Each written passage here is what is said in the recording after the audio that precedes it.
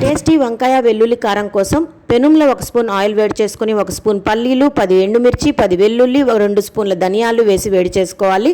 ఆ తర్వాత 1 స్పూన్ పచ్చిశనగపప్పు, 1 స్పూన్ ఉద్దిపప్పు కూడా వేసి సిమ్లో మంచిగా వేయించుకోవాలి. ఈలోపు మనం వంకాయని 4 పక్షాలుగా కోసి ఉప్పు నీళ్ళల్లో నానబెట్టుకోవాలి. ఆ తర్వాత బాండెల్లో నూనె వేడి చేసుకొని వంకాయలన్నీ మంచిగా మగ్గనిచ్చుకోవాలి. మూత పెట్టి అప్పుడప్పుడు తిప్పుకుంటూ మగ్గనిచ్చుకోవాలి. ఈలోపు వేయించి పట్టుకున్న పప్పులన్నీ కూడా చల్లారిపోయి ఉంటాయి కదా, అందులో 1 స్పూన్ పసుపు వేసి మెత్తగా పొడి చేసుకోవాలి.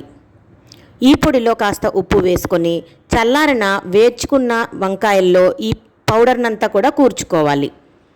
తర్వాత బాండెల్ పెట్టి నూనె వేసి వంకాయలంతా కూడా సిమ్లో పెట్టి మగ్గనిచ్చుకోవాలి.